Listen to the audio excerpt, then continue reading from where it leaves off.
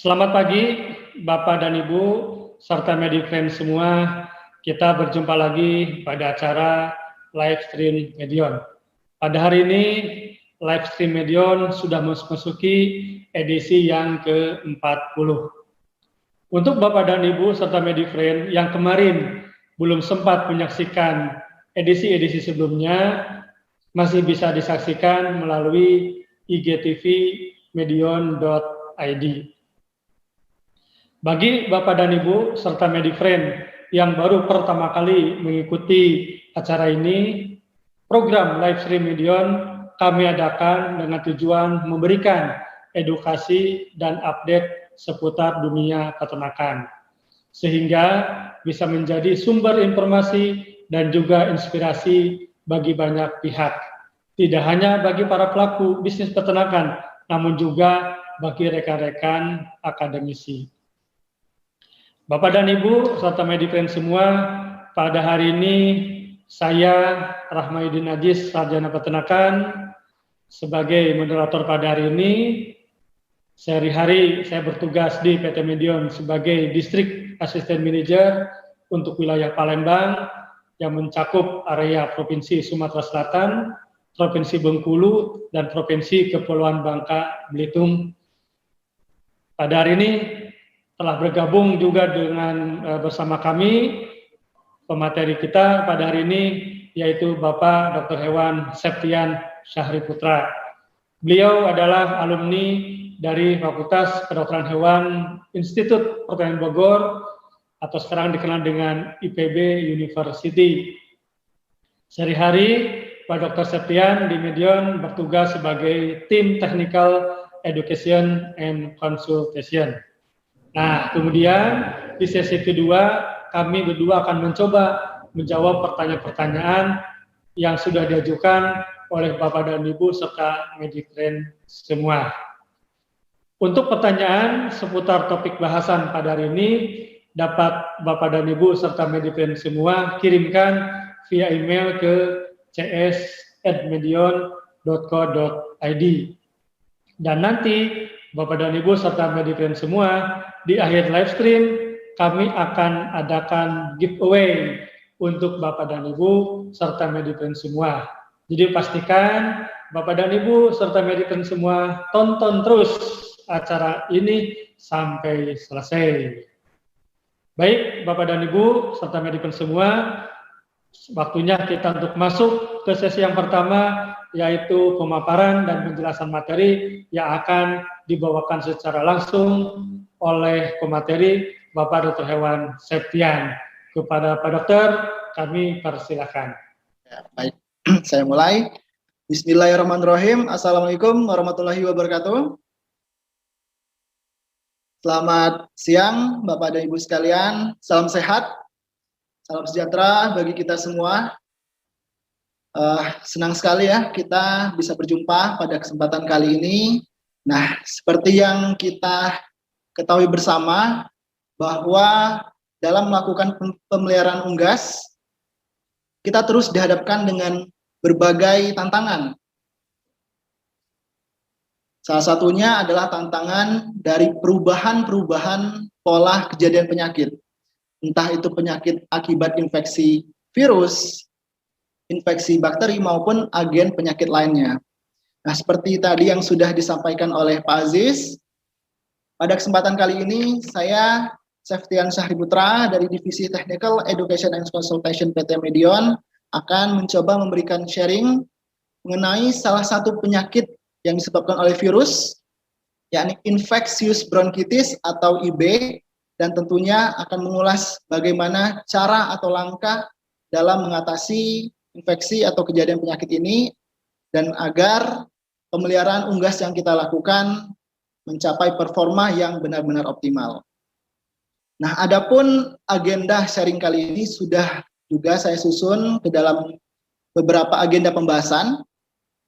Yang pertama, kita akan mengulas mengenai pendahuluan, lalu dilanjutkan dengan mereview penyakit infectious bronchitis, lalu dilanjutkan dengan mengulas update terkini mengenai virus IB khususnya di Indonesia, Lalu dilanjutkan dengan mengulas pengendalian dari kejadian penyakit ini, dan terakhir kita masuk ke kesimpulan. Nah, Bapak Ibu sekalian, kita langsung masuk saja ke agenda pembahasan yang pertama. Nah, ternyata penyakit infeksius bronkitis ini sangatlah merugikan dan tidak bisa kita anggap remeh. Penyakit IB ternyata mampu memberikan atau membuat angka kesakitan atau morbiditas yang sangat tinggi, bahkan hingga 100% Bapak dan Ibu. Lalu juga bisa menyebabkan kematian atau angka mortalitas yang cukup tinggi, bahkan 30%. Nah, kaitannya dengan pencapaian performa yang optimal, khususnya pada ayam broiler atau ayam pedaging, penyakit IB menyebabkan feed conversion ratio atau FCR yang tinggi. Nah, ini artinya efisiensi ransum menjadi rendah. Ayam akan sulit sekali untuk mencapai bobot badan yang tinggi.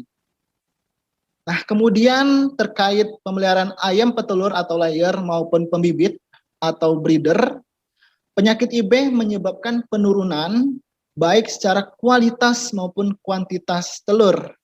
Nah, jika ayam sudah terinfeksi atau sudah mengalami kasus IB, tentulah penurunan produksi telur tidak mudah atau bahkan mustahil untuk kembali normal seperti sedia kala ya Bapak Ibu sekalian. Nah, ujung-ujungnya apa? Tentulah nanti cost dalam pemeliharaan atau kata lainnya adalah kerugian secara ekonomi akan menghampiri terutama peternak yang melakukan pemeliharaan tersebut. Nah, ternyata penyakit IB juga sudah lama sekali ada dan terjadi di dunia. Pertama kali kasus IB terjadi di tahun 1930. Lalu dengan berjalannya waktu, terus dilakukan update dari teknologi, pada akhirnya di tahun 1941 dilakukan vaksinasi pertama untuk mengatasi penyakit IB dengan vaksin yang mengandung strain virus IB, yakni Massachusetts atau M41. Lalu semakin berjalannya waktu di tahun 1970 untuk mengatasi penyakit IB digunakan vaksin H120, yakni vaksin dengan dilakukannya atau dibuat dengan pelemahan virus IB sebanyak 120 kali. Dan vaksin H52, yakni pelemahan virus IB sebanyak 52 kali, yang sudah digunakan di dunia. Ini artinya ternyata kasus IB sudah sangat merebak, sudah sangat meluas ke berbagai wilayah di dunia. Lalu di Indonesia sendiri ternyata kasus IB mulai pertama kali terjadi di tahun 1977. Nah, pada tahun ini juga yang terjadi adalah infeksi virus IB dari strain Massachusetts atau M41. Lalu di tahun 1980 ditemukan suatu metode untuk mendeteksi antibodi dari infeksi virus IB, yakni metode ELISA, dan kemudian dilakukan pendataan dari berbagai susunan atau variasi-variasi virus IB ya di lapangan oleh GenBank di tahun 1990. Nah, dari data yang diambil ternyata sudah banyak sekali virus IB yang menyebar di dunia. Salah satunya adalah dikenal dengan virus IB strain varian. Sehingga di tahun 2000 dilakukan atau ditemukanlah vaksin aktif IB varian KX-like yang ditemukan di Eropa, Bapak dan Ibu sekalian. Dan lalu dilanjutkan di tahun 2019, ternyata virus IB strain varian tersebut sudah mulai ditemukan di Indonesia, bahkan hingga sekarang penyakit IB masih ditemukan di Indonesia. Nah, kaitannya dengan isolasi virus varian yang ada di Indonesia, Prof. Michael dan kawan-kawan melakukan penelitian dan kemudian menjelaskan bahwa di salah satu farm ayam petelur atau layer yang sudah melakukan vaksinasi dengan vaksin inaktif yang mengandung strain virus IB yang Massachusetts, ternyata masih mengalami kasus IB. Lalu kemudian dilakukan identifikasi lebih lanjut dan diketahui bahwa virus IB yang menyerang adalah virus IB yang termasuk ke dalam strain varian, yakni 491 dan QX. Sehingga melalui penelitian ini kita juga bisa ambil kesimpulan bahwa dengan hanya melakukan vaksinasi IB strain Massachusetts saja, belum mampu memberikan respon tanggap kebal yang optimal pada ayam terhadap infeksi virus IB varian, baik 491 maupun QX-like. Lalu di dunia, oleh Badan Kesehatan Hewan Dunia, atau kata kerennya OIE, ya, Office International des Epizootis, di tahun 2021, penyakit IB kemudian dimasukkan ke dalam daftar penyakit infeksi dan investasi unggas. Nah, dimasukkannya penyakit IB ke dalam daftar ini karena sudah memenuhi beberapa kriteria. Di antaranya adalah bahwa penyakit IB sudah sangat meluas secara internasional dan penyakit IB mengganggu sekali terhadap kesehatan unggas maupun produksinya. Lalu PT Medion juga secara proaktif terus melakukan update kejadian penyakit di lapangan, sehingga kami mendapatkan data dan kemudian memetakannya. Nah, untuk penyakit IB, ternyata pada ayam petelur memasuki peringkat ketiga dari penyakit viral yang paling sering menyerang di ayam petelur di Indonesia. Sedangkan pada ayam broiler atau ayam pedaging, penyakit IB masuk ke top kelima atau peringkat kelima dari penyakit viral yang paling sering menyerang di ayam broiler. Sedangkan pada ayam pembibit atau breeder, menurut sumber Disease Trend in Asia 2020, penyakit IB ini masih sangat perlu diperhatikan karena dampaknya yang sangat merugikan. Baik, kita masuk ke agenda pembahasan berikutnya, yakni review infectious bronchitis. Bapak dan Ibu sekalian, sebetulnya penyakit IB dapat terjadi hampir di semua umur. Namun kadangkala pada rentang umur tertentu, kejadian IB ini sangat tinggi. Dan karena tentulah berkaitan dengan faktor tertentu pula. Nah, PT Medion, kami terus melakukan update juga terhadap umur serangan penyakit IB. Nah, pada grafik yang sudah tertampil, ini merupakan grafik serangan atau umur serangan penyakit IB di ayam pembibit atau ayam breeder. Dapat kita lihat bersama-sama bahwa di ayam breeder, kejadian IB atau kasus IB paling dominan terjadi di rentang umur 24 hingga 35 minggu. Nah, hal ini dapat terjadi karena pada rentang umur tersebut, ayam pembibit sudah mulai masuk fase produksi telur, ya, masuk produksi telur, kemudian puncak produksi telur, dan kemudian akhir dari puncak produksi telur. Nah, fase rentang umur ini kita sebut dengan fase kritis dari ayam pembibit untuk memproduksi telur. Lalu selain pada ayam pembibit atau ayam breeder, kami juga menghimpun data umur serangan penyakit pada ayam layer. Nah, untuk kasus IB di ayam layer atau petelur paling dominan terjadi di rentang umur 16 hingga 35 minggu. Sama seperti pada kasus di ayam breeder, alasan tingginya kasus di ayam layer ini adalah karena ayam petelur mulai masuk atau mulai melakukan produksi telur, ya. Kemudian pada rentang umur ini juga terjadi masa untuk memasuki puncak produksi telur dan kemudian akhir dari puncak produksi telur tersebut.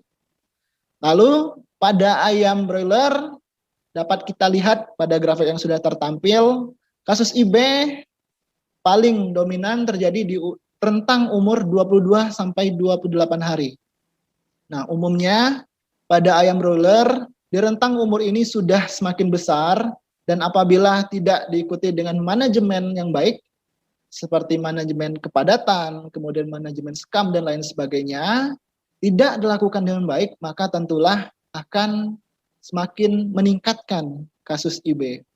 Namun sekali lagi, pada umur berapapun, ya, hampir setiap umur kasus IB ini bisa terjadi. Sebagai contoh, misalnya di umur 15 sampai 21 hari pada pemeliharaan ayam broiler tidak dilakukan manajemen dengan baik, ya. Entah itu manajemen kepadatan atau manajemen ventilasi ataupun sekam tidak dilakukan dengan baik, maka tentulah kejadian IB pun bisa sangat tinggi, bahkan juga bisa mencapai 50% Bapak Ibu sekalian.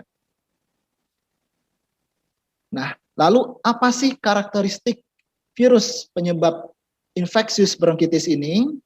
Nah, ternyata sudah disampaikan tadi oleh Pak Aziz bahwa kita sudah tidak asing lagi dengan nama virus penyebab penyakit IB ini, yakni virus corona, ya, yang tergolong ke dalam genus gamma coronavirus dan berbeda dengan virus corona yang melanda pada manusia yang tergolong ke dalam genus alpha coronavirus. Jadi berbeda ya Bapak dan Ibu sekalian. Nah, virus corona pada unggas ini termasuk atau tergolong ke dalam virus RNA single stranded yang beramplop. Nah, ini artinya atau kata mudahnya adalah bahwa virus ini memiliki selubung atau jaket begitu ya, yang terdiri atau tersusun atas lipoprotein. Jadi ada bagian lemak yang menyelubungi virus ini. Sehingga dengan adanya bagian lemak tersebut akan semakin sensitif terhadap berbagai jenis desinfektan yang bersifat lipolitik atau yang mampu menghancurkan lemak. Kemudian diketahui pula bahwa virus IB ini mudah sekali mati atau inaktif pada suhu 56 derajat Celcius selama 15 menit dan 45 derajat Celcius selama 90 menit. Namun yang perlu kita ketahui pula adalah ternyata virus corona ini tidak memiliki kemampuan proofreading, yakni kemampuan untuk melakukan koreksi apabila terjadi kesalahan dalam melakukan penyusunan genetik saat melakukan perbanyakan diri atau replikasi. Sehingga virus ini dapat dikatakan sangat mudah untuk bermutasi. Nah, untuk melihat berbagai varian virus IB yang ada di lapangan, kita bisa melakukan deteksi terhadap protein permukaan virus IB, khususnya pada gen S atau spike maupun nukleokapsid atau N. Nah, berikut merupakan skema dari proofreading yang mudah-mudahan bisa memberikan gambaran yang lebih jelas kepada Bapak dan Ibu sekalian. Nah, mestinya suatu virus jika melakukan perbanyakan diri dan kemudian ada kesalahan penyusunan genetik ya, akan melakukan deteksi, akan mengetahui kesalahan tersebut. Ya. Sehingga jika ada kesalahan akan dilakukan perbaikan sehingga kemudian tidak terjadi suatu perubahan. Nah, kemampuan ini tidak ada pada virus IB sehingga kesalahan yang terjadi tidak dapat diperbaiki dan kemudian tentulah akan ditemukan virus IB dengan varian baru misalnya. Dan tentu bisa menyebabkan virus IB ini semakin ganas atau sebaliknya juga bisa semakin ringan tingkat keganasannya. Nah, untuk virus IB sebetulnya bisa atau mampu menginfeksi berbagai jenis inang atau hospes, namun terutama untuk penyakit IB, inang yang paling mengalami kerugian adalah unggas-unggas produksi seperti ayam pedaging ya atau broiler, kemudian ayam layer, dan kemudian ayam pembibit. Namun dilaporkan juga beberapa kasus penyakit ya atau identifikasi adanya virus yang menginfeksi, yakni pada itik, kemudian burung liar seperti merpati, kemudian merak maupun burung pegar atau pisang.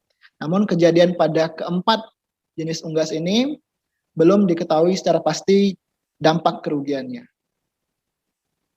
Nah, ternyata virus IB di dunia juga diklasifikasikan ke beberapa tipe. Yang pertama adalah tipe klasik, kemudian tipe varian, dan kemudian nefrotropik.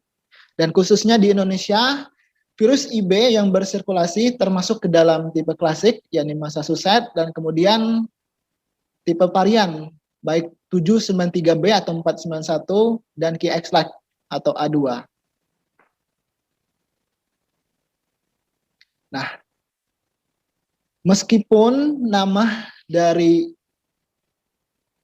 penyakit ini ya, infeksius bronkitis atau yang berkaitan dengan infeksi sistem pernapasan, namun ternyata virus IB mampu menyebabkan kerusakan ke beberapa sistem organ yang lain, yakni sistem reproduksi, khususnya pada bagian ovariumnya, kemudian pada bagian magnum sebagai tempat yang menghasilkan putih telur kental maupun tipis ya, atau yang encer, atau albumin tebal ataupun albumin yang encer gitu ya.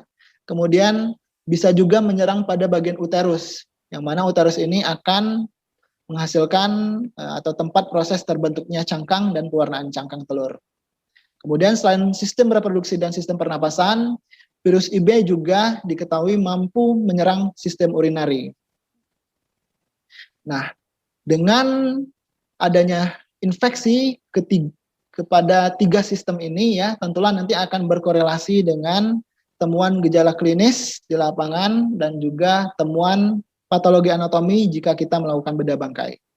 Nah, untuk semakin memberikan gambaran kepada Bapak dan Ibu sekalian terkait bagaimana virus IB ini menginfeksi, berikut saya ingin menampilkan suatu video, semoga bisa memberikan gambaran yang semakin jelas.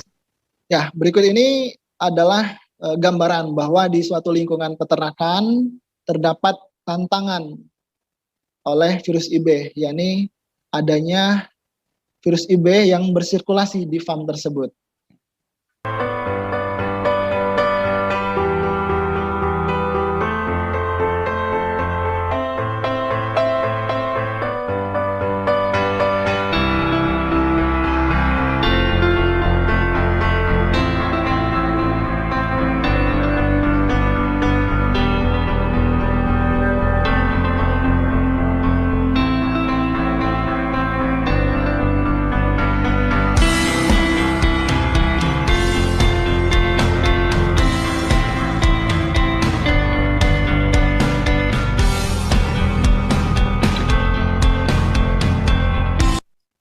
Baik, nah virus IB yang ada di lingkungan peternakan tadi akan masuk ke dalam tubuh ayam dan kemudian terutama masuk ya ke sistem pernapasan. Nah, efeknya adalah mestinya di dalam sistem pernapasan, sebagai contoh trakea sebetulnya memiliki sistem pertahanan mekanik, yakni bulu getar atau silia. Nah, namun ternyata jika ada infeksi virus IB, maka pergerakan silia tersebut akan terhenti atau kita sebut dengan siliostasis.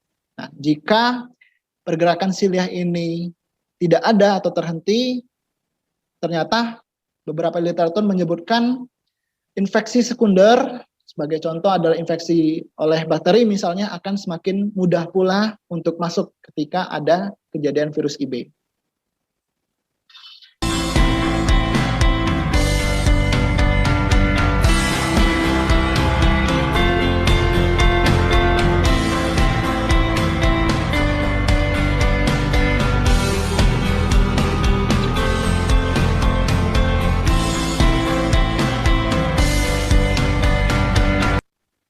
Ya, tadi virus IB menempel ke reseptor sel sistem pernapasan bagian atas, kemudian masuk ya, melakukan penetrasi ke dalam sel dan kemudian akan melakukan replikasi ya, memperbanyak diri. Nah, pada saat melakukan perbanyakan diri ini, jika ada kesalahan penyusunan susunan asam amino atau genetik, maka dapat dikatakan ada mutasi terhadap virus IB tersebut.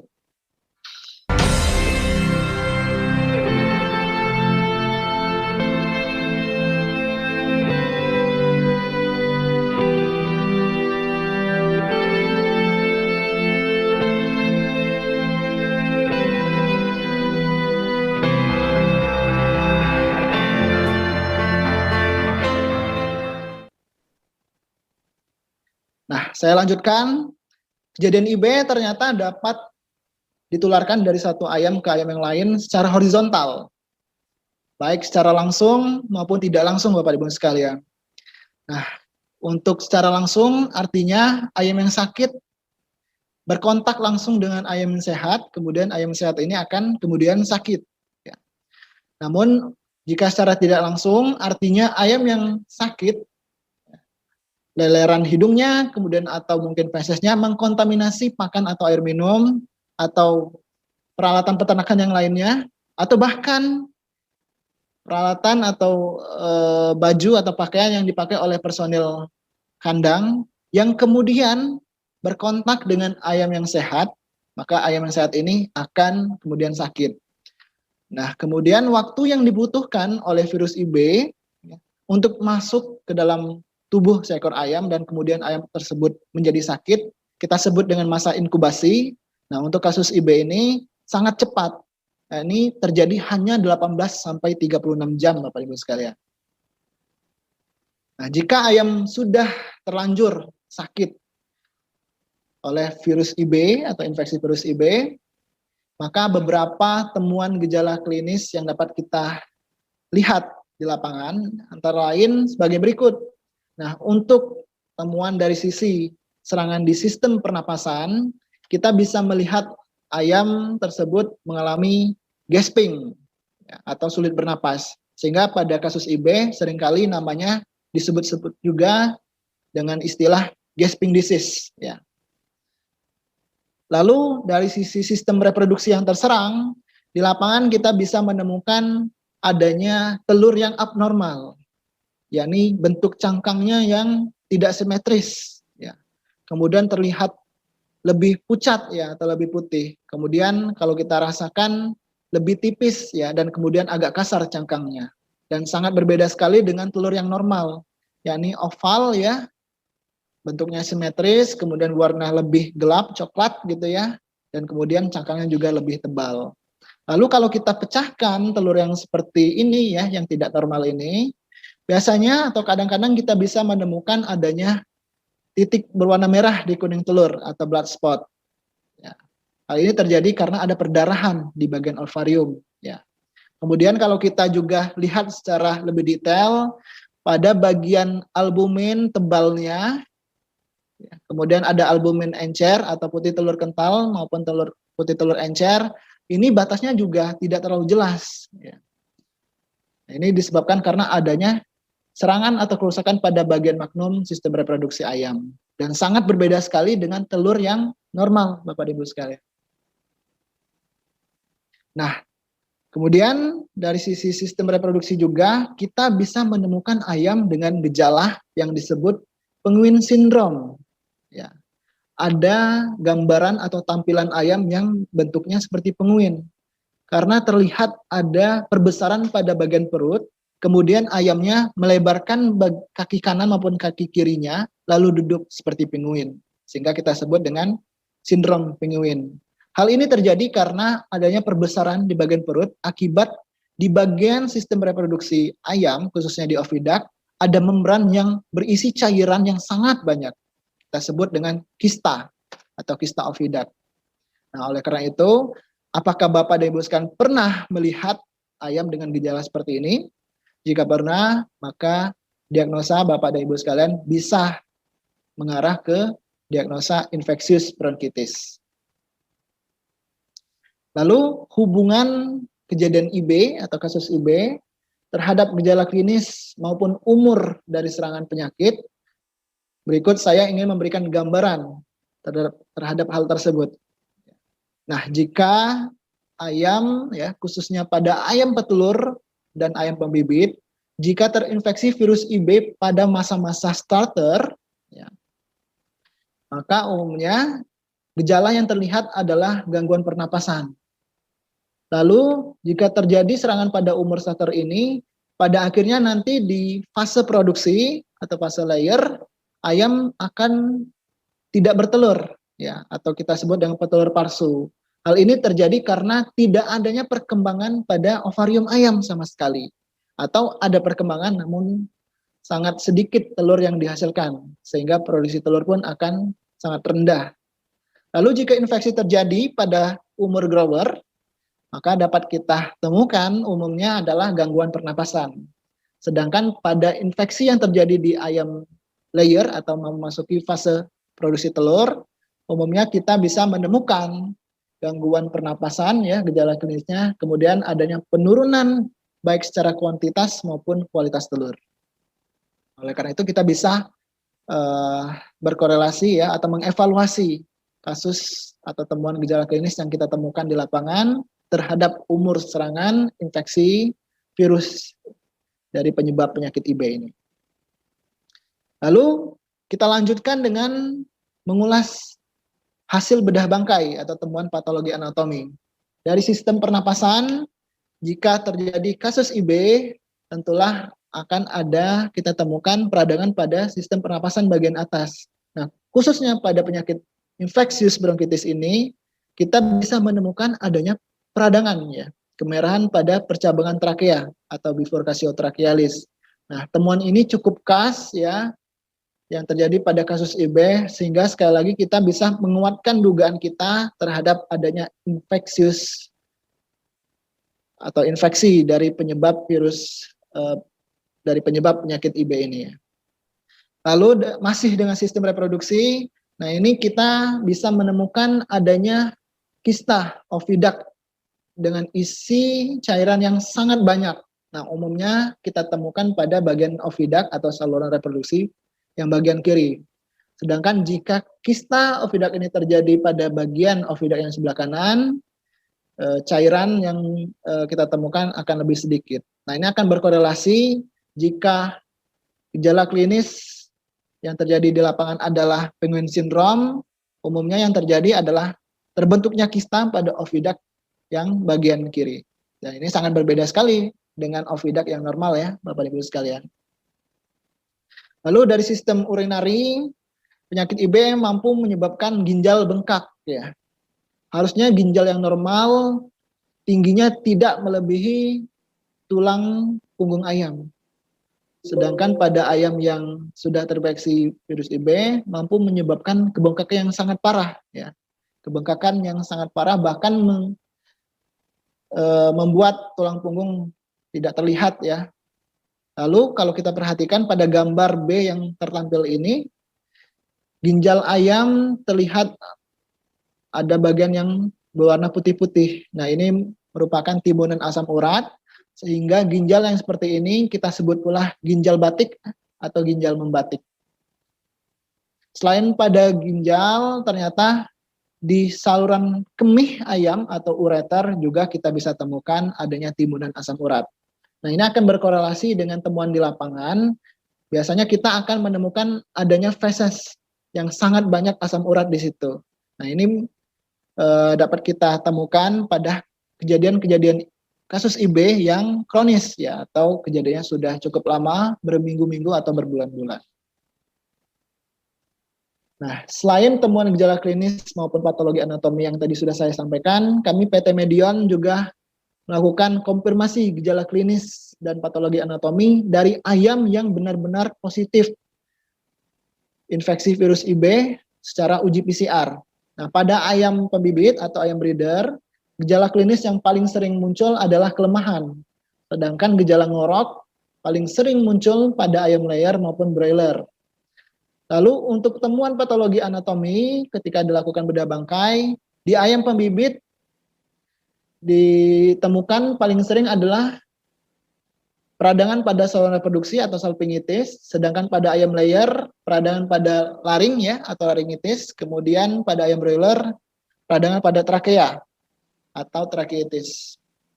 Namun sekali lagi bahwa dalam satu kejadian kasus IB dalam satu ekor ayam dapat mengalami infeksi baik sistem pernapasan, kemudian urinari atau ginjal maupun sistem reproduksi.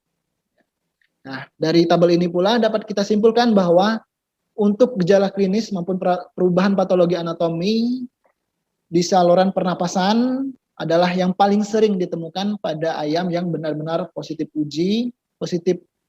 IB dari uji PCR yang dilakukan. Nah, akibat adanya kemampuan virus IB untuk menginfeksi sistem pernapasan, kemudian sistem urinari atau ginjal, kemudian sistem reproduksi, seringkali kita dikelirukan dengan penyakit-penyakit yang lainnya. Misalnya penyakit CRD yang mampu menyebabkan kerusakan pada sistem pernapasan, kemudian penyakit ND yang mampu menyebabkan kerusakan pada sistem pernapasan maupun sistem reproduksi, dan kemudian penyakit AI yang mampu menyerang sistem pernapasan, sistem reproduksi maupun sistem urinari. Oleh karena itu kita perlu mengkonfirmasi kembali temuan-temuan yang kita temukan di lapangan. Misalnya untuk penyakit AI, umumnya kita bisa menemukan adanya dilatasi pembuluh darah otak yang cukup khas terjadi pada kasus AI. Begitu juga dengan penyakit yang lainnya. Baik, Bapak dan Ibu sekalian, kita masuk ke agenda pembahasan berikutnya, yakni update virus IB terkini khususnya di Indonesia. Nah, dari awal tadi saya menyebut-nyebut adanya IB varian. Apa sebetulnya IB varian itu? Nah, ternyata virus IB varian ini merupakan memang strain yang berbeda dari strain virus yang sudah ada dahulu ya, dan ternyata sudah cukup lama juga ada di dunia, yakni pertama kali muncul di tahun 1950-an. Namun sayangnya karena virus IB ini sudah terdeteksi ke berbagai wilayah, sehingga asal muasal sumber dari virus ini menjadi tidak jelas. Ya. Namun beberapa informasi atau literatur menyebutkan bahwa virus IB ini cukup unik ke beberapa letak geografis tertentu. Ya. Nah, adanya IB varian ini disebabkan karena adanya perubahan genom ya atau genomik atau genetik dari virus IB yang dapat disebabkan oleh adanya mutasi poin, kemudian insersi maupun delesi. Ya, ketiga bentuk perubahan ini menyebabkan perubahan minor yang terjadi pada virus IB atau kita sebut dengan antigenic drift, dan kemudian dapat pula terjadi perubahan genom secara rekombinasi.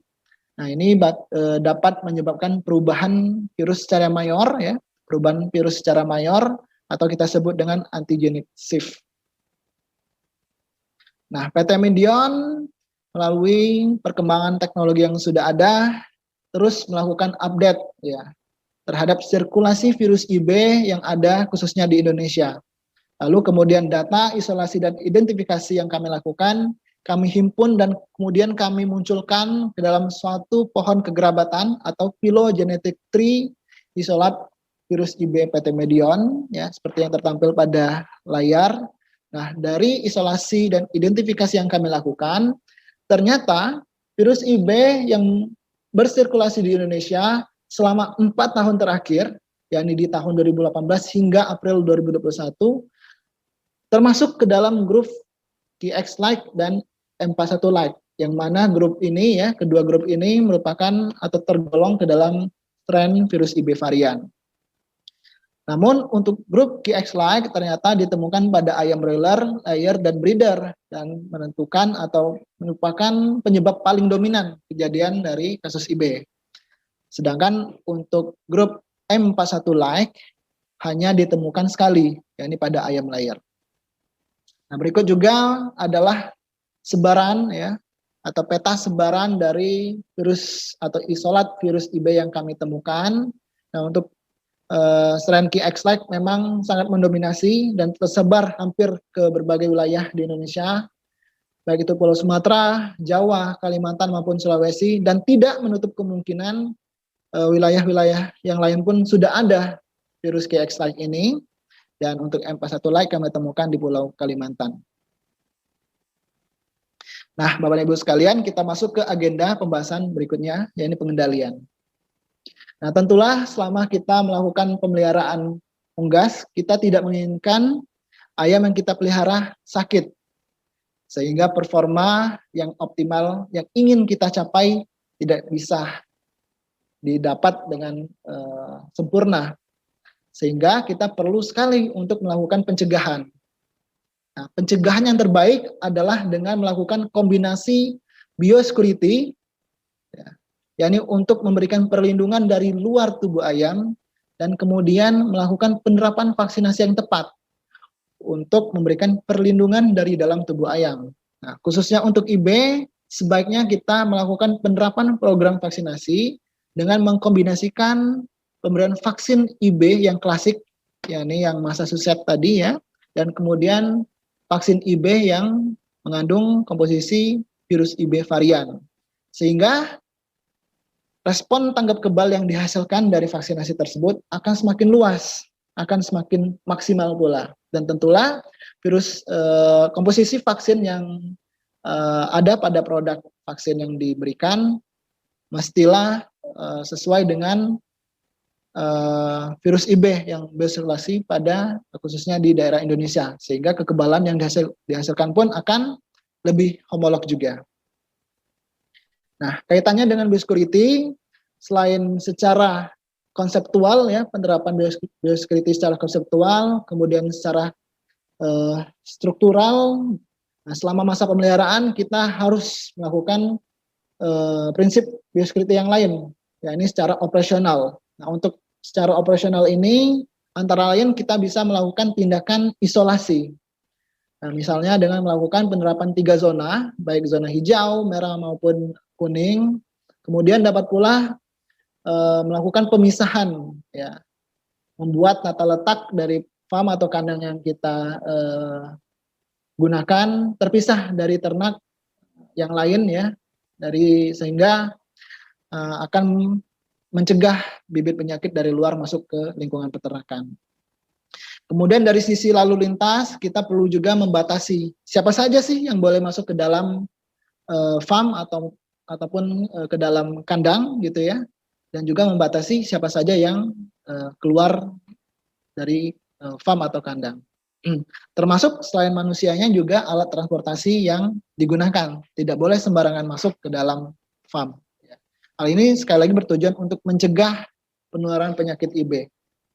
Lalu dari sisi sanitasi, kita harus secara rutin melakukan desinfeksi ya, baik itu di dalam kandang maupun lingkungan luar kandang dengan menggunakan desinfektan ya. Sebagai contoh, di sini ada produk desinfektan PT Medion, yakni Desinsep, ya, ataupun juga bisa menggunakan Neo Antisep untuk melakukan desinfeksi terhadap lingkungan kandang maupun di dalam kandang ya. Kemudian dengan desinfektan ini ya, contohnya adalah Medisep maupun Desinsep ya, yang seperti yang tertampil pada layar, juga dapat digunakan untuk melakukan sanitasi terhadap air minum. Nah, dengan dilakukannya sanitasi terhadap air minum, diharapkan juga penularan melalui kontaminasi virus IB yang ada di air minum juga semakin kita minimalisir, gitu ya Bapak Ibu sekalian. Nah, untuk melakukan vaksinasi, kami PT Medion juga sudah menyediakan opsi beberapa produk vaksin IB, ya, yakni vaksin kombinasi ya yang mengandung NDG7 yang termasuk ke dalam ND yang ganas, kemudian IB klasik dan varian. Kemudian produk dengan kombinasi virus ND Lasota, kemudian IB klasik maupun varian, dan kemudian EDS. Dan juga produk vaksin dengan kombinasi ND Lasota, IB klasik dan varian, dan juga kemudian Gemboro. Nah, ketiga produk vaksin ini merupakan produk vaksin inaktif. Nah, Medion kami juga memiliki produk vaksin IB yang aktif ya. Ada, mungkin Bapak Ibu semua sudah cukup mengenal, ada Medipak IBH 120 ya, dan kemudian ada Medipak H52. Ya, selain itu kami khususnya untuk melakukan antisipasi terhadap serangan virus IB strain varian yang memang mendominasi belakangan ini, kami memiliki produk vaksin aktif IB varian. Nah, harapannya dengan adanya pilihan-pilihan vaksin ini akan semakin memberikan proteksi yang optimal terhadap unggas yang Bapak dan Ibu sekalian pelihara. Nah, kami PT Medion melakukan trial tentunya terhadap produk yang kami buat. Nah, berikut merupakan beberapa contoh uji atau trial yang kami lakukan, yakni uji potensi untuk Medivac IB varian vaksin aktif ya terhadap produk sejenis, dan juga melakukan uji potensi terhadap produk Medivac NDG7 IB varian emulsion ya, vaksin inaktif yang Medion miliki, dan kemudian disandingkan dengan produk sejenis lainnya. Berikut ulasan hasil uji potensi tersebut. Nah, untuk Medivac yang vaksin IB yang aktif, ya, kami melakukan uji potensi dengan menggunakan ayam SPF, ya. Jadi ayam tersebut sudah benar-benar tidak atau dikondisikan tidak terinfeksi oleh agen penyakit tertentu yang berumur 4 minggu. Dan kemudian kami kelompokkan menjadi kelompok satu, yakni kelompok yang divaksin dengan Medivac IB varian, ya. Kemudian kelompok yang divaksin dengan produk X, ya, atau produk sejenis. Kemudian ada kelompok kontrol yang sama sekali tidak divaksinasi. Nah, kemudian kelompok ini, ya, ketiga kelompok ini kami tantang dengan virus IB strain QX-like. Dan hasilnya adalah ternyata vaksin Medivac IB varian mampu memberikan perlindungan 100% dari ayam yang diinfeksi virus IB strain QX-like. Nah, 100% ini artinya sama sekali ayam yang diberikan vaksinasi tidak menunjukkan gejala klinis maupun kematian atau mortalitas. Lalu untuk vaksin inaktif, ya, sama seperti vaksin aktif yang tadi, kami juga melakukan uji tantang, ya, dengan ayam SPF yang kemudian dikelompokkan ke dalam 3 kelompok, ya. Ada kelompok yang divaksin dengan Medivac NDG7IB varian Emotion dan kelompok yang diberikan vaksinasi produk X atau produk sejenis, dan kemudian kelompok kontrol yang tidak divaksinasi sama sekali. Nah, dari hasil uji tantang yang kami lakukan, ternyata Medivac NDG7IB varian mampu memberikan perlindungan 100% terhadap ayam yang divaksinasi. Nah, selain IB, untuk ND-nya sendiri ternyata kami juga melakukan uji tantang tentunya, dan hasilnya adalah ayam mampu tidak menunjukkan gejala klinis maupun kematian setelah diinfeksi virus ND galur ganas dari kelompok yang divaksinasi menggunakan Medivac NDG7IB varian Emotion. Sehingga dapat disimpulkan potensi dari vaksin yang kami sediakan mampu secara optimal memberikan perlindungan baik terhadap serangan virus ND yang ganas maupun IB varian. Nah, berikut merupakan beberapa contoh, ya. Berikut merupakan contoh atau panduan umum program vaksinasi yang dapat digunakan. Nah, ini merupakan panduan umum untuk program vaksinasi di ayam broiler, dan tentulah dapat atau perlu disesuaikan dengan kondisi lapangan atau kondisi di peternakan Bapak Ibu masing-masing. Nah, khususnya untuk pemberian vaksin aktif, sebagai saran adalah bahwa sebaiknya vaksinasi dilakukan sesuai dosis, ya, kemudian serentak, dan jangan membuat ayam stres. Nah, ini tujuannya adalah untuk menghindari reaksi post vaksinasi yang berlebihan, atau jika dosisnya tidak sesuai atau tidak seragam, maka nantinya bisa terjadi rolling infeksi, ya, rolling reaction terhadap vaksinasi yang diberikan. Nah, ini kita tidak menginginkan hal tersebut terjadi, sehingga sebaiknya vaksinasi yang dilakukan harus serentak dan seragam, ya, Bapak Ibu sekalian. Nah, jika ini pada ayam broiler, berikut merupakan panduan umum program vaksinasi ayam petelur maupun ayam pembibit yang dapat digunakan sebagai pilihan, dan sekali lagi perlu untuk disesuaikan dengan kondisi atau riwayat kasus penyakit di farm atau peternakan Bapak Ibu sekalian masing-masing. Nah, kemudian dalam hal penanganan, ya, jika memang sudah ada kasus penyakit, yang pertama sekali kita harus benar-benar menguatkan diagnosa kita, ya. Tentu yang pertama kali adalah mengumpulkan sebanyak mungkin informasi melalui tindakan anamnesa, ya, Bapak Ibu sekalian. Kemudian kita lanjutkan dengan pengamatan gejala klinis maupun patologi anatomi yang lebih detail. Kemudian bila perlu kita lanjutkan dengan melakukan peneguhan diagnosa dengan cara melakukan pemeriksaan uji laboratorium, baik uji serologi maupun uji biologi molekuler dengan menggunakan mesin PCR ataupun sequencer. Nah, tentu kita juga memahami bahwa infeksi virus kita belum memiliki obatnya, jadi kita hanya bisa memberikan terapi suportif. Nah, kadangkala pada ayam yang sudah sakit, ya, sebagai contoh sedang terinfeksi virus IB, maka penyakit yang lain pun akan semakin mudah sekali ikut nimbrung kita sebut dengan infeksi sekunder. Ya, umumnya bisa terjadi karena adanya infeksi bakteri. Oleh karena itu kita bisa memberikan pemberian antibiotik. Ya, seperti contoh produk Medion ada Eridoxy untuk mencegah atau mengatasi infeksi sekunder tersebut.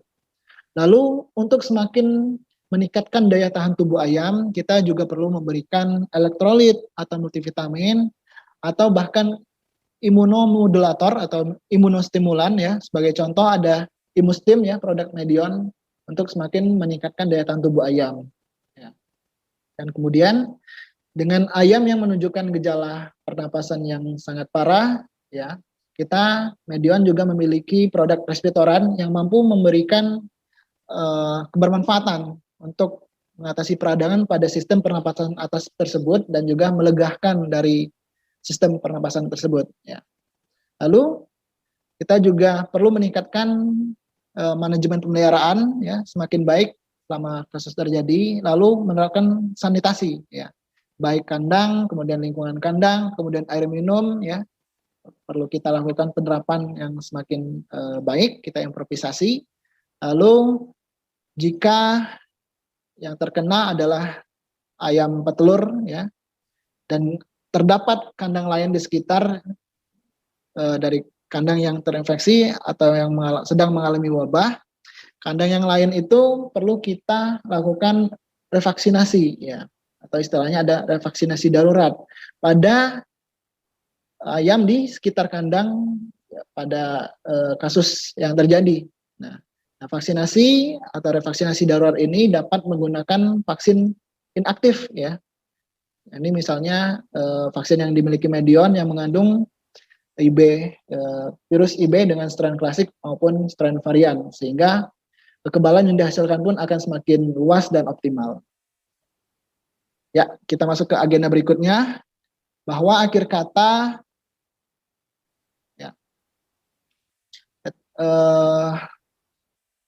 bahwa virus IB ini ya akan menyebabkan suatu kasus yang sangat memberikan dampak yang cukup merugikan bagi peternak ya, apalagi sudah diketahui strain yang baru ya, strain varian dapat menyerang berbagai jenis unggas produksi baik broiler maupun layer dan breeder. Kemudian tentulah agar kerugian tersebut kita bisa cegah dengan baik, kita perlu mengkombinasikan penerapan biosecurity maupun vaksinasi yang tepat ya, dengan pilihan vaksinasi yang tepat tentunya. Dan kemudian sebagai saran adalah kita mengkombinasikan pemberian vaksinasi baik dengan vaksin IB klasik yang masa suset ya, dan juga vaksin IB varian, sehingga sekali lagi perlindungan respon tanggap kebal dari ayam yang kita vaksinasi akan semakin baik pula. Demikian sharing yang dapat saya sampaikan. Terima kasih, saya kembalikan ke Pak Aziz.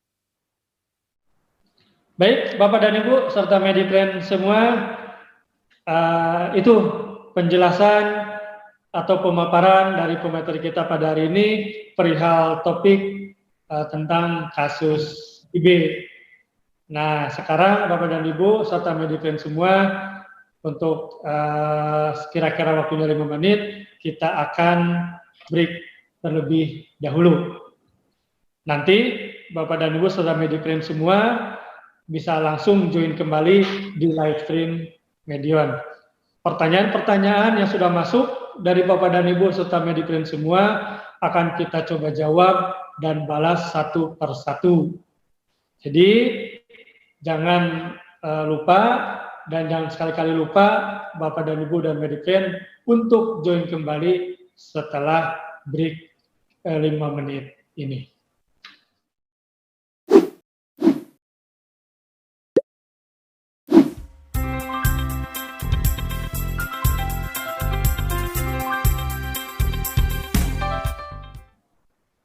Halo Bapak dan Ibu serta Mediplan semua, terima kasih sudah bergabung kembali bersama kami. Saya moderator Rahmaidun Najis, ditemani pemateri atau pembicara pada hari ini Pak Dr. Hewan Septian.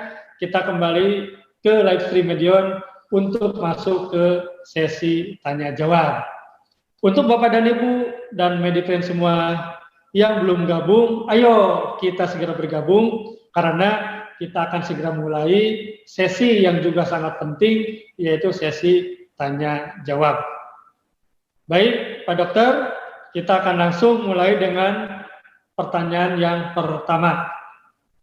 Yang pertama, mengapa ada vaksin kill kombinasi IB klasik dan varian, tetapi tidak ada vaksin lain kombinasi IB klasik dengan IB varian? Nah, ini barangkali topiknya topik pengendalian penyakit IB melalui vaksinasi.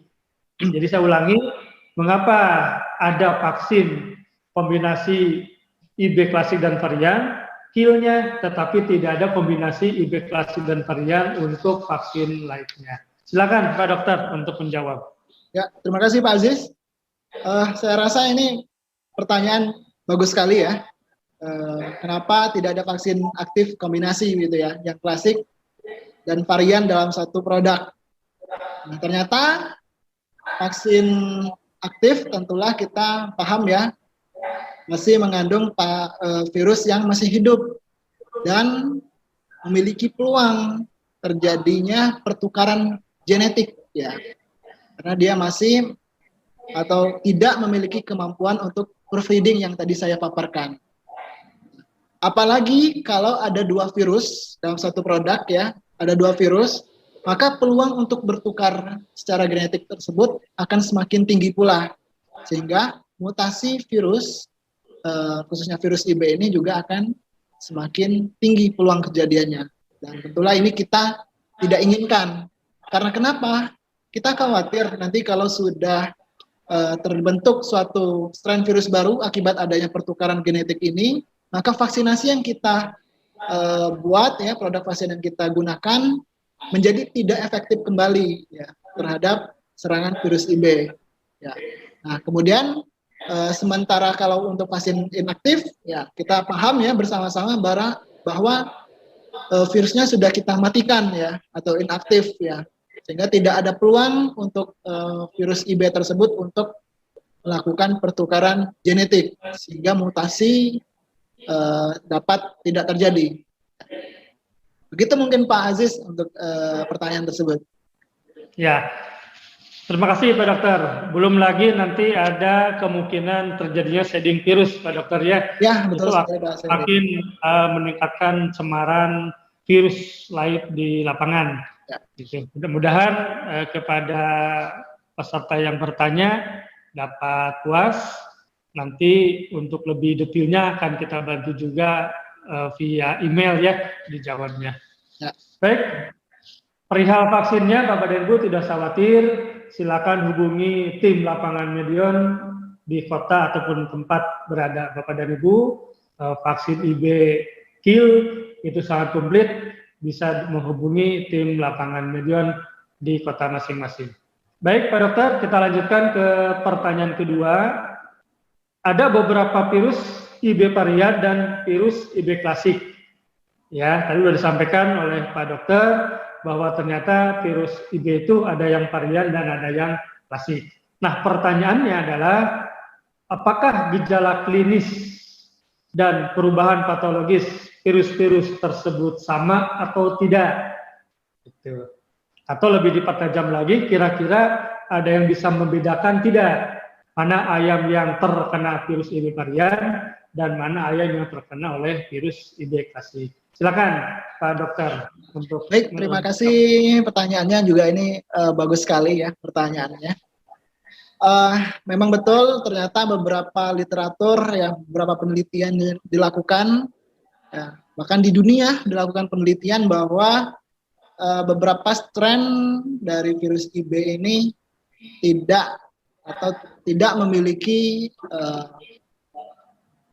persamaan yang khusus ya dari gejala klinis maupun patologi anatomi yang dihasilkan, sehingga dapat disimpulkan pula bahwa beberapa strain IB ini memiliki perbedaan dari target organ atau serangan yang terjadi. Nah, sebagai contoh, beberapa literatur juga menyampaikan bahwa untuk strain IB klasik yang Massachusetts itu dia menyerangnya khususnya pada sistem pernapasan. Ya. Sehingga kalau ada kasus IB, khususnya pada strain yang masuk set ini, kita bisa menemukan adanya gejala-gejala pernapasan. Begitupun pada saat kita melakukan bedah bangkai, umumnya kita bisa menemukan adanya peradangan di bagian sistem pernapasan bagian atas. Itu untuk strain yang klasik ya, yang masuk set. Kemudian untuk yang strain berikutnya, yang varian di Indonesia khususnya tadi ada dua ya, ada yang 793B dan atau M4 atau 491 ya, dan juga QX Lite. Nah, untuk QX Lite ternyata mampu memberikan serangan pada sistem urinary ya atau urogenital dan juga sistem reproduksi. Jadi urinary bisa menyebabkan kebengkakan ginjal yang parah dan kemudian sistem reproduksi. Nah, inilah kemudian kalau kita menemukan adanya misalnya tadi temuan penguin syndrome, umumnya bisa disebabkan oleh tren yang QX-like ini. Namun beberapa literatur juga ada yang menyebutkan bahwa yang QX-like, yang varian QX-like ini juga mampu menyebabkan perubahan ya atau peradangan terhadap saluran pencernaan. Ya. Namun untuk perubahan tersebut masih perlu kita dalami lagi ya bagaimana risikonya terhadap infeksi virus IB. Nah, satu lagi strain yang perlu kita bahas yakni strain yang 491 atau 793B. Nah, untuk yang 793B ini ternyata dia menyerangnya adalah pada bagian urinari, kemudian sistem pernapasan, dan satu lagi ternyata ada literatur pula yang menyampaikan bahwa untuk yang strain 491 ini dia menyebabkan adanya serangan pada sistem gerak ya. Atau umumnya kita bisa melihat ada kondisi-kondisi kelemahan otot atau miopati di lapangan. Jadi agak ada perbedaan ya antara beberapa strain ya baik klasik maupun varian itu sendiri. Ya, semoga informasi ini bisa memberikan kita wawasan ya. Nah, baik Pak Aziz, paling itu yang bisa saya jawab Pak. Baik Pak Dokter, berarti sebenarnya apapun virus IB-nya sebenarnya ya beda-beda tipis gejala patologis anatomi yang ditimbulkan. Tapi sebenarnya Pak Dokter kalau secara jam terbang pengalaman kita nanti Bapak dan Ibu pelan-pelan kita akan mampu membedakan secara detail mana ayam yang terkena IB varian dan mana ayam yang kena IB klasik. Jadi ujung-ujungnya Bapak dan Ibu kembali lagi ke jam terbang kita, kepada pengalaman kita secara praktikal di lapangan, dan tidak ada salah juga Bapak dan Ibu terus menggali informasi dan pengetahuan secara teoritis ya.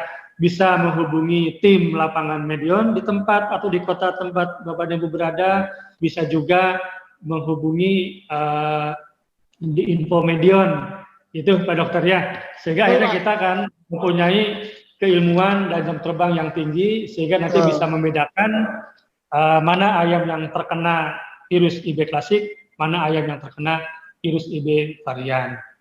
Bahkan Pak Dokter barangkali jalan terakhir untuk mempercepat keilmuan kita adalah bisa jadi dengan menggunakan konsep atau aplikasi PCR Pak Dokter ya.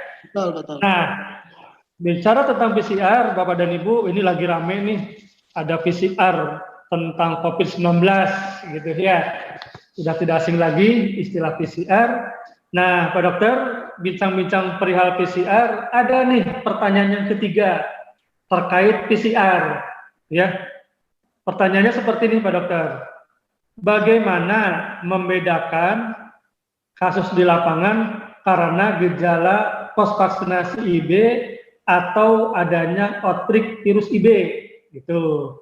Bagaimana katanya cara membedakannya bahwa si ayam ini ada gejala klinis, apakah ini gejala post-vaksinasi IB atau adanya outbreak IB. Terus yang kedua, ini pertanyaannya berarti sangat modern, sangat update, yang lagi rame-rame tentang PCR.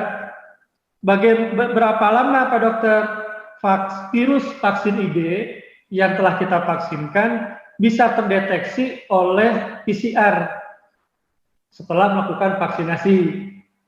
Ya. Berapa lama virus IB dari vaksin bisa terdeteksi oleh PCR, gitu. Monggo Pak Dokter untuk Baik, Pak. dijawab, Dokter.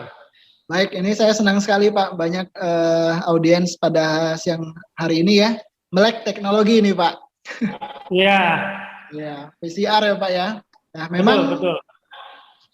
Ya, jadi memang PCR yang cukup tren ya, istilah ini kita dengar belakangan ini ya, karena hubungannya dengan kita juga sedang mengalami pandemi corona. Tapi untuk kasus IB sendiri yang hari ini kita bahas ya, tadi kaitannya pertanyaannya bagaimana cara melihat kasus IB yang benar infeksi penyakit ya, dan dibedakan dengan reaksi post vaksinasi dari vaksinasi IB ya. Jadi vaksinasi IB yang dilakukan adalah vaksinasi yang aktif ya Bapak Ibu semua. Nah, mungkin sebagai informasi untuk vaksin inaktif umumnya tidak menimbulkan adanya reaksi post vaksinasi karena setelah kita lakukan vaksinasi akan langsung menuju target organ limfoid ya, organ kekebalan untuk menghasilkan antibodi. Sedangkan untuk reaksi post vaksinasi ini disebabkan oleh vaksin aktif yang masih mengandung virus IB yang hidup ya, tapi dilemahkan. Nah, nanti akan ada replikasi ya atau perbanyakan diri di sel target, tentunya di dalam tubuh inang atau ayam yang kita vaksinasi, dan kemudian tubuh ayam akan berespon secara fisiologi karena replikasi tersebut akan menggunakan energi dari inang, maka nanti akan terbentuk reaksi post vaksinasi. Namun reaksi post vaksinasi ini sebetulnya normal dan sebetulnya akan hilang juga selama 3 sampai 5 hari post vaksinasi. Nah, untuk benar-benar memastikan apakah gejala tersebut adalah gejala infeksi dari penyakit lapangan atau dari vaksin yang kita gunakan, kita benar yang tadi disampaikan oleh Pak Aziz, kita bisa menggunakan uji identifikasi ya, biologi molekuler, yakni dengan menangkap agen penyakit tersebut ya. Kita ambil sampel organ ya, dengan kemudian dilanjutkan dengan uji PCR. Nah, kalau sudah dapat nanti virusnya, ya, virus IB-nya, nah kita lakukan identifikasi lebih lanjut, yakni dengan mesin sequencer. Nanti kita akan lakukan sequencing. Kita analisa genetiknya. Jika sama dengan virus vaksin ya yang kita gunakan pada saat itu, artinya ada kedekatan genetik atau bahkan mungkin sama sekali ya, sama. Jadi ternyata dapat kita simpulkan peluang gejala yang ditimbulkan pada saat itu adalah akibat vaksinasi.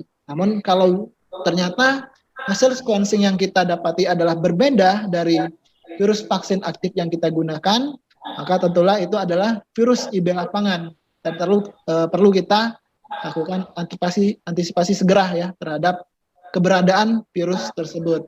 Namun di lapangan kita juga perlu banyak sekali mengevaluasi kejadian atau gejala-gejala yang terjadi.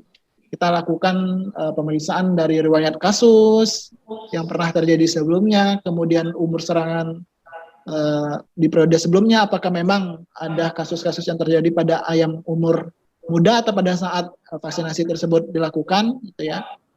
Nah, kemudian tadi ada pertanyaan, kapan kita bisa sampai kapan gitu ya kita bisa mendeteksi keberadaan virus vaksin ya, kita dapati. Nah, sebetulnya ada beberapa literatur ya, ada yang menyampaikan bahwa sebetulnya virus vaksin yang kita berikan itu masih dapat ya kita deteksi dengan teknologi PCR sampai umur 14 hari atau 2 minggu ya. Namun ada beberapa literatur juga yang menyampaikan bahwa ternyata sampai 3 minggu pun masih kadang bisa terdeteksi. Namun sudah sangat kecil sekali kemungkinannya. Ya, semakin cepat kita lakukan deteksi, maka akan semakin besar pula peluang kita untuk mendapatkan virus, lalu kita uji secara sequencing ya untuk melihat atau kita lakukan analisa secara genetiknya. Ya. Jadi penting sekali ya kita bisa menggunakan atau memanfaatkan uji PCR agar semakin memperkuat teguhan atau memperteguh diagnosa yang kita ambil di lapangan. Ya, Paling itu Pak Aziz. Ya, baik Pak Dokter. Jadi tetap Pak Dokter ya, bahwa yang namanya tindakan atau treatment vaksinasi sedikit banyak tetap akan menimbulkan yang namanya reaksi post vaksinasi. Begitu Pak Dokter ya. Betul sekali Pak. Tergantung tugas kita di lapangan, bagaimana caranya mempersiapkan ayam itu dalam kondisi fit sehingga waktu atau lamanya reaksi post vaksinasi vaksin IB itu tidak berlangsung lama dan tidak berlangsung secara berat. Itu tugas kita semua, Bapak dan Ibu di lapangan, serta tugas dari Medion adalah tadi disampaikan, kalau virusnya ternyata mempunyai kedekatan genetik yang sangat dekat atau bahkan sama, nah itulah tugas kita di Medion, bagaimana menciptakan vaksin yang homolog. Sehingga saya pikir pada kesempatan siang hari ini, Bapak dan Ibu jangan ragu untuk terus menggunakan vaksin produk Medion, karena memang virus yang kita masukkan di dalam vaksin tersebut adalah virus lapangan yang memang homolog, sehingga angka proteksinya bisa lebih maksimal lagi. Nah, ada pertanyaan lagi Pak Dokter, ini sudah mulai melebar atau mulai masuk ke efek yang ditimbulkan adanya penyakit IB. Kalau 3 pertanyaan tadi masih seputar virusnya ya, penyebab penyakit IB-nya. Nah, sekarang ada pertanyaan sudah mulai ke arah efek negatif yang ditimbulkan akibat adanya serangan virus IB. Pertanyaannya seperti ini, Pak Dokter. Apakah penurunan produksi telur, ini pasti dari peternak ayam petelur, apakah penurunan produksi telur pada ayam yang terserang IB, kan anjlok ya produksi telurnya. Nah, apakah dapat kembali seperti semula? Terus yang kedua, andai kata bisa kembali, kira-kira butuh berapa lama ayam tersebut recovery sehingga bisa kembali ke produksi ke sebelumnya? Silakan Pak Dokter. Oke, baik. Terima kasih Pak Aziz dan penanya ya. Bagus sekali pertanyaannya.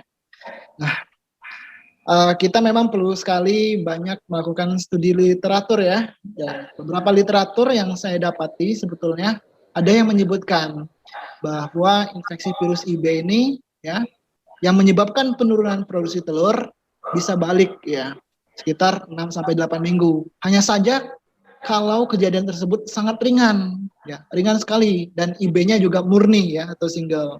Nah, ini kejadian seperti itu juga sangat sulit sekali kita temukan di lapangan.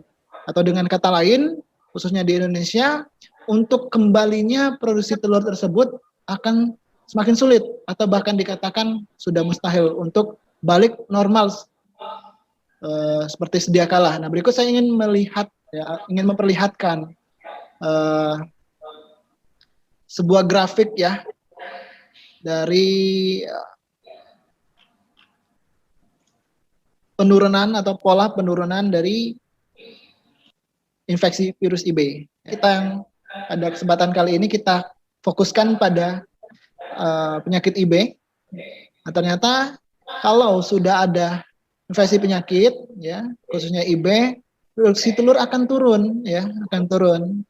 Namun pasti kita di peternakan kan juga melakukan terapi suportif tadi ya, perbaikan manajemen, sehingga nanti produksi pun akan secara perlahan akan naik ya.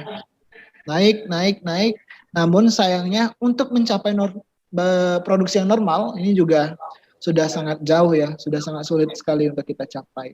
Oleh karena itu pencegahan memang hal yang paling penting kita lakukan ya, tadi bisa menggunakan vaksin yang benar-benar tepat ya, optimal, bisa menggunakan vaksin yang tadi saya sampaikan ya, kombinasi vaksin yang mengandung strain klasik maupun yang IB varian ya, Medion punya, silakan Bapak dan Ibu jika memerlukan menghubungi tim personel kami di lapangan. Oke, Bapak dan Ibu serta Medipen semua, itu adalah jawaban-jawaban dari pertanyaan yang telah diajukan oleh Bapak dan Ibu dan Medipen semua yang diajukan dan telah masuk kepada kami. Namun sayangnya karena keterbatasan waktu, tidak semua pertanyaan dari Bapak dan Ibu serta Medipen semua dapat kami jawab dan dapat kami bahas secara live pada hari ini. Namun jangan khawatir, untuk pertanyaan dari Bapak dan Ibu serta Medifriend semua yang belum sempat kami jawab hari ini, belum sempat kami bahas hari ini, jangan khawatir, jawabannya akan kami rekap, akan kami tulis dalam bentuk file PDF, dan akan kami kirim ke Bapak, ya email kepada Bapak dan Ibu serta Medifriend sekalian. Seperti yang sudah kami sampaikan di awal, Bapak dan Ibu serta Medifriend semua, di akhir acara kami akan mengadakan giveaway. Nah, Bapak dan Ibu serta Medifriend semua, bagaimana caranya untuk mendapatkan giveaway tersebut? Caranya mudah.